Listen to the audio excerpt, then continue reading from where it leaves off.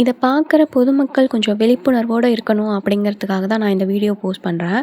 இது வந்து பார்த்தீங்கன்னா, ஒரு 10, 15 நாளைக்கு முன்னாடி இந்த வீடியோ தான் நான் தேடிட்டு இருந்தேன். ஏன்னா, என்னோட கேமரா ரெக்கார்ட்லேருந்து எடுக்க முடியல என்னால. இது இப்ப தான் என் கைக்கு கிடைச்சது. இத கிடைச்சோனே நான் போஸ்ட் பண்றேன். யாராவது உங்க வீடு தேடி வந்து நான் கார்ப்பரேஷன் ஆஃபீஸ்லேருந்து வரேன், டாக்குமெண்ட் கொண்டாங்க அப்படின்னா, தயவு செஞ்சு குடுத்துடாதீங்க. எங்க அம்மா வந்துட்டு விவரம் தெரியல. அதனால வந்துட்டு நெறையா பேர் ஏதோ வரவும் இவங்களெல்லாம் பார்த்துட்டு ஆஃபீஸர் மாரி இருக்காங்க. சரி இவங்கலாம் உண்மையாலுமே ஆஃபீஸர் தான் போல இருக்கு. கார்ப்பரேஷன் ஆஃபீஸ்லேருந்து வரேன்னு சொன்னா, ஒருத்தர் வந்து கலெக்டர் ஆஃபீஸ்லேருந்து வரேன்னு சொன்னாய்ங்க. ஆனா வந்து வட்டாட்சியர் வண்டி கிடையாது. ஒருத்தன்ட்டயும் வந்து பச்சை கலர் அதாவது இப்போ வட்டாட்சியர் வராரு அப்படின்னா, பச்சை கலர் இங்க் இருக்கும். அந்த பேனா வச்சிருப்பாங்க. அது கிடையாது. இவங்க கையில வச்சிருந்தது பார்த்தீங்கன்னா, ஒரு பரிட்சை அட்டை, A4 ஷீட்டு 4 அப்புறம் ஒரு டைரி.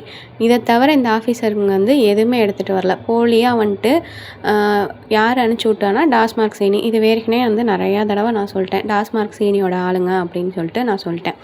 ஏன் வந்து ஆர்டிஓவோ, கவர்மெண்ட்டோ இத்தனை வீடியோ போடுறேன், இத்தனை பேர் தப்பு பண்ணியிருக்காங்க. ஏன் இவங்க மேல நடவடிக்கை எடுக்க மாட்டேங்கிறீங்க? உங்களுக்கும் தானே சேர்த்து கெட்ட பேரு.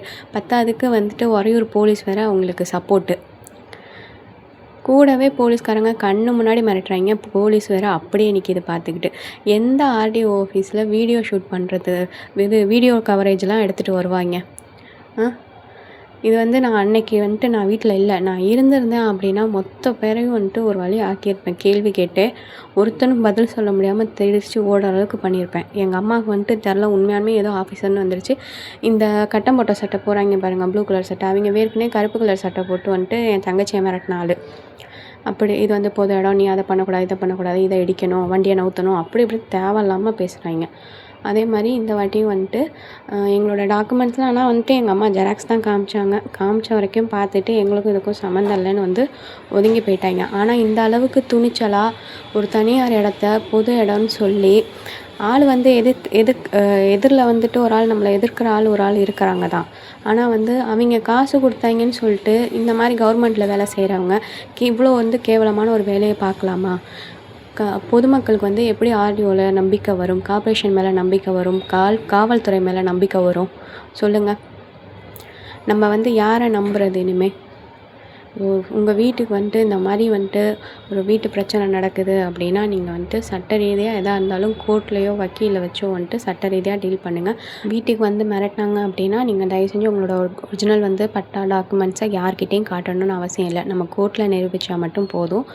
ஸோ இந்த மாதிரியும் நடக்குது.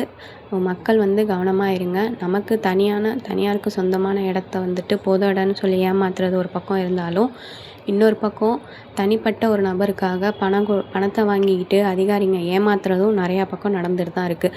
நாங்கள் வந்துட்டு இப்போ நிறையா பேர் எங்களுக்கே கமெண்டில் சொல்லியிருந்தீங்க, சிஎம்க்கு இப்போ மெயில் போடுங்க, கம்ப்ளைண்ட் பண்ணுங்கன்னு. அவரோட நம்பருக்கு நம்ம கம்ப்ளைண்ட் கொடுத்துருக்கோம். அதுபடி பார்த்திங்கன்னா நமக்கு வந்துட்டு இப்போ கேஸ் வந்து உறையூர் போலீஸ்லேருந்து வேறு ஒரு போலீஸ் ஸ்டேஷனுக்கு, தில்லைநகரோ இல்லை வந்துட்டு வேறு ஒரு போலீஸ் ஸ்டேஷனுக்கு மாற்றி இந்த கேஸை எடுத்து நாங்கள் விசாரிக்கிறோன்னு சொல்லியிருக்காங்க. எங்களுக்கு விசாரணையில் நாங்கள் காம்ப்ரமைஸ் ஆகிற மாதிரிலாம் இல்லை. இத்தனை பேர் வந்து முகத்தை காமிச்சு இவ்வளோ தைரியமாக இது பொதுவுடன் பேசுனாங்களே, இத்தனை பேருக்கும் தண்டனை கிடைக்கணும்.